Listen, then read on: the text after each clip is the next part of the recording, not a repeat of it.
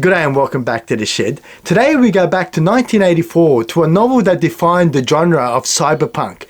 The 1984 Hugo, Nebula and award-winning novel in William Gibson's Neuromancer.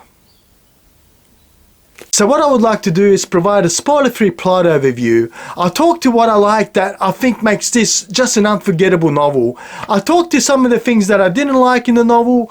I'll put this one to the memory test and I'll rank it up against all the wonderful novels that we've covered today on the Sci-Fi Shed ladder. And we're getting to about 3/4 of the way through all the Hugo and Nebula award-winning novels. The novel tells the story of this down-and-out hacker and washed-out hacker and this guy called Case. And he's got a really interesting backstory because he was previously found to be stealing from one of his former employers. He was sort of doing some dodgy stuff on the side and his employers realized and found out, and as a punishment they've sabotaged his nervous system so he can no longer access cyberspace.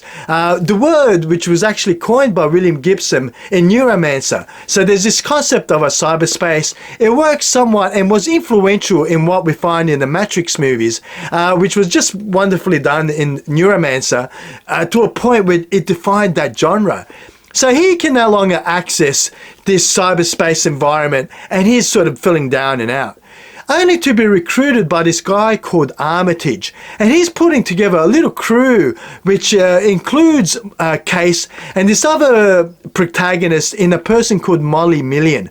So the duo have set this rather interesting task, and they seem to be influenced by this Witamute, this presence in this artificial construct, this cyberspace, that may be leading them into an ultimate showdown between some rather interesting parties in this novel. So what a wonderful backstory it has, a genre-defying novel and a very interesting plot to boot. So what is there to like in William Gibson's Neuromancer? For me, it would have to be the world building combined with William Gibson's atmospheric writing. I mean, I've read this book. We've had some terrible weather over the last 10 days in Australia where I live on the East Coast.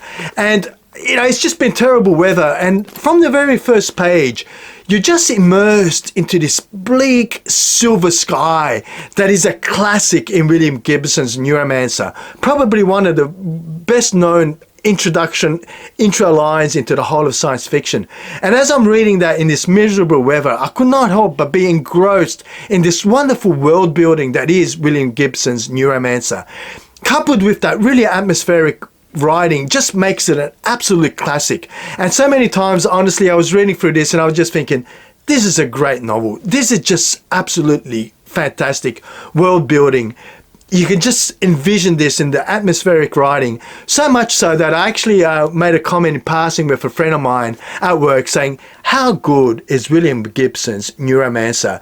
That writing, that atmosphere is what we're living in today. So I'd have to say that was my number one takeaway from this novel, rereading it. And I have read this one multiple times over the years, and I'll talk to that a little bit more when it comes to my memory test. But the key likes for me would have to be the world building, would have to be the concept of that cyberspace, intercoupled with some really atmospheric writing that makes it an absolute classic. And for me, a genre defining novel.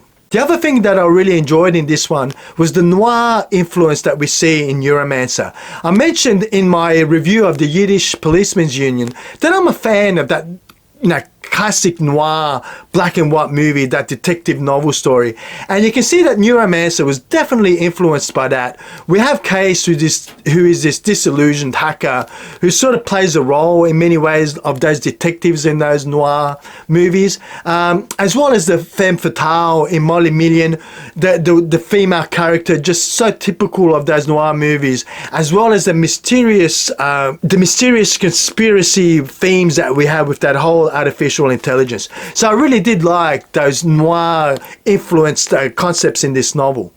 The other thing I really like about Neuromancer is just everything that it's brought to science fiction.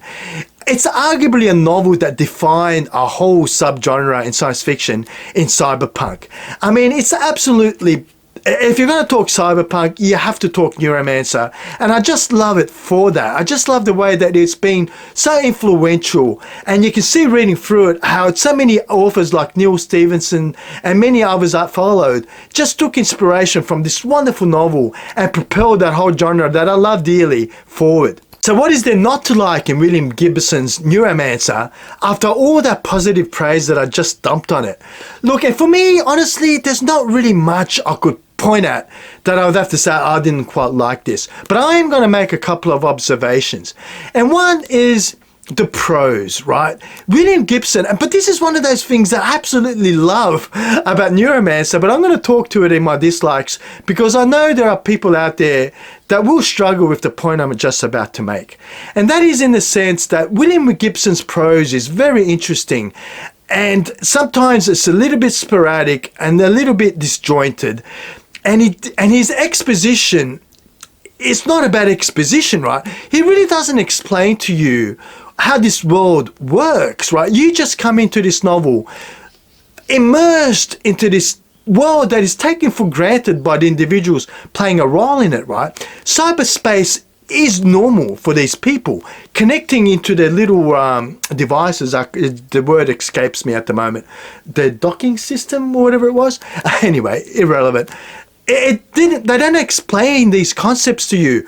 You are part of this world. You're brought into the journey. And it's about the characters. It's about the journey. Not so much about the technology, even though this is a technology deep book, right? He never explains any of that. He doesn't explain how this technology works, nor does he give you any exposition to make you sort of make sense of this.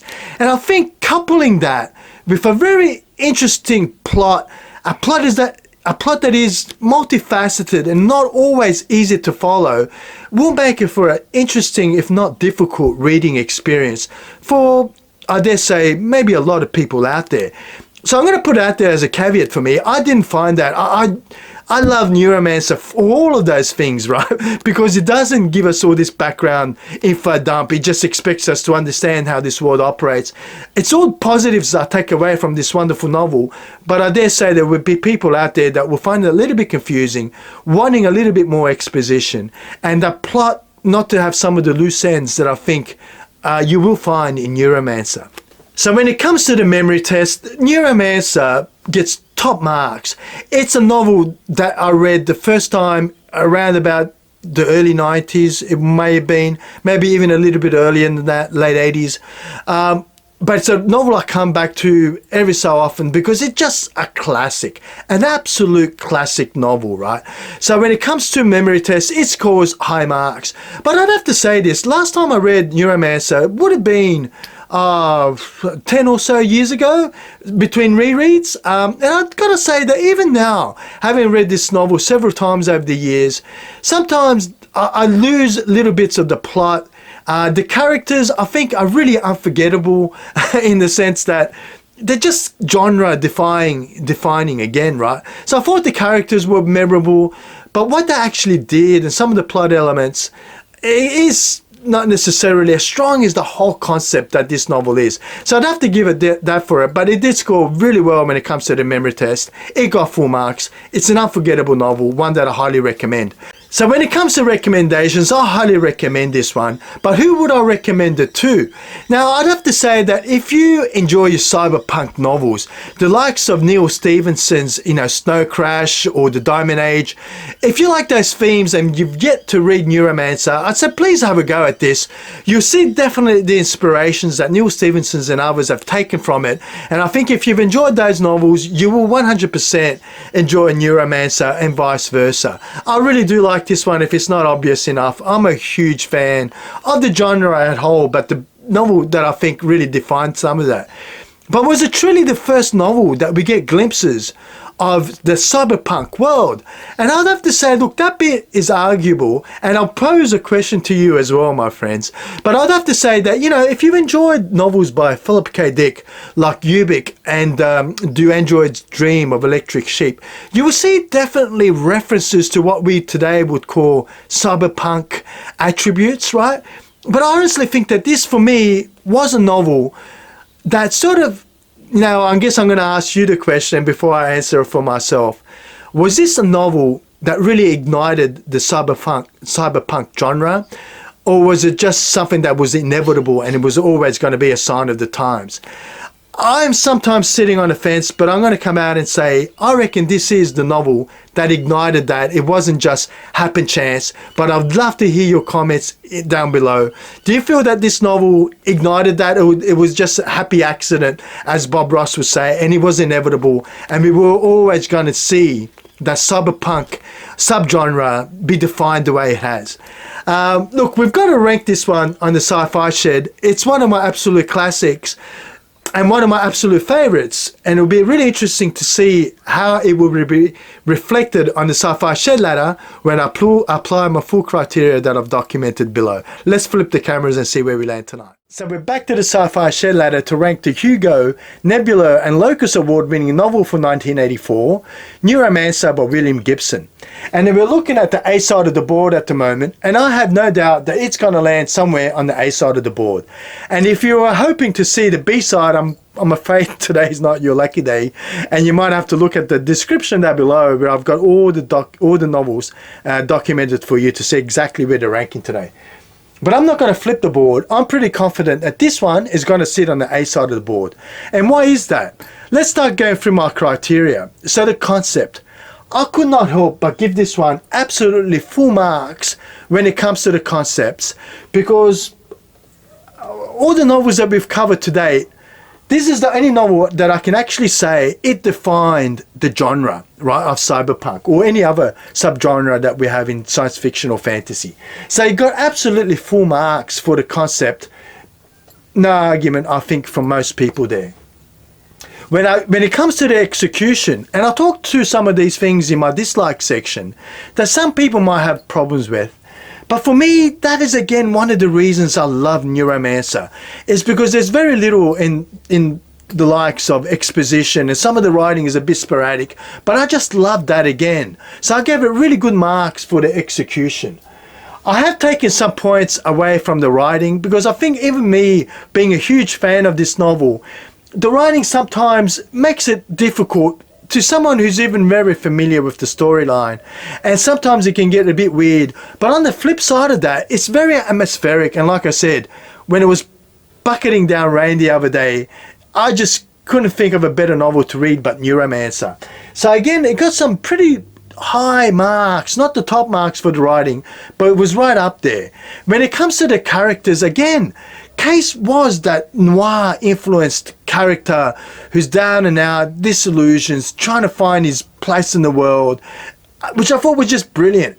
We have Molly Milliam, who plays that femme fatale role, I think just absolutely brilliantly again, with some really interesting supporting characters like Armitage and Wintermute and Neuromancer.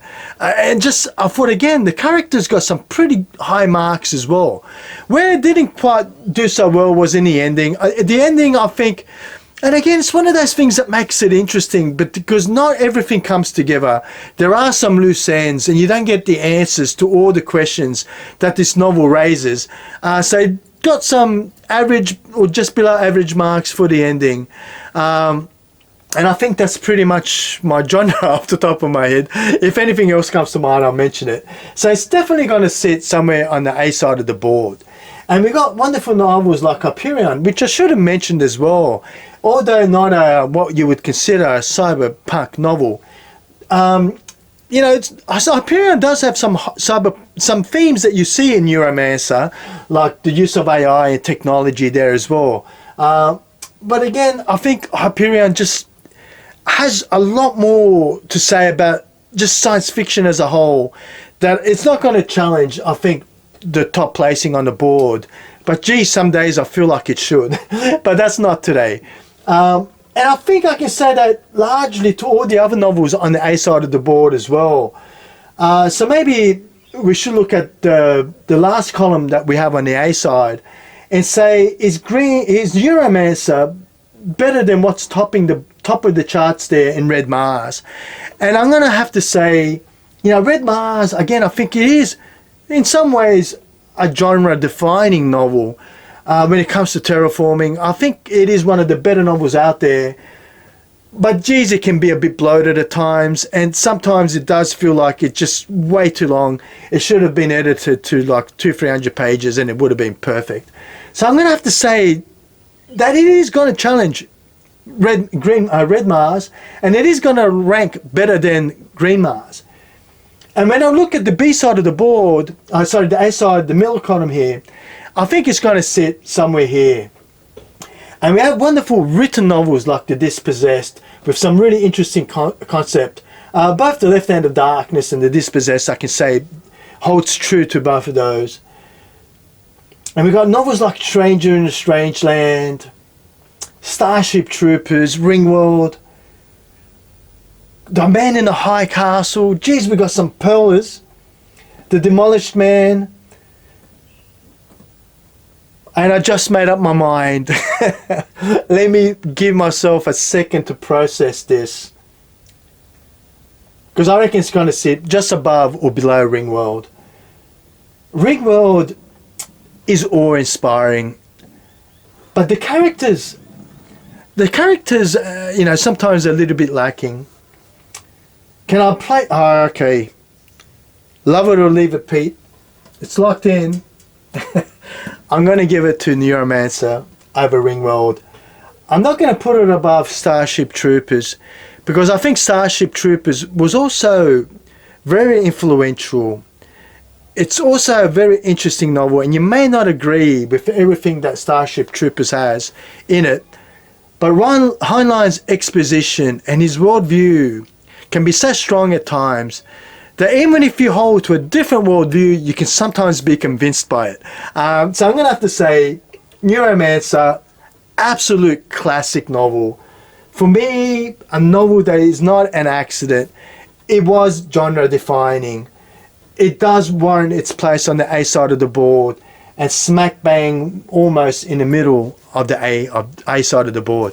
Hey, this one, I really love this one. So I was trying to be really impartial and try to stick to my criteria, and I think I have achieved that. But I would love to hear your feedback on this one. Where would you have ranked this wonderful novel? Have you read it? Do you feel the same way I feel about it? Am I just, I don't know, maybe getting confused and it's not all that? I'd love to hear your comments on that. But it is a personal favourite, and I think it does deserve its place where I'd love to hear from you. I've been Peter. This has been the Sci-Fi Shed, and I'll see you next time in the shed.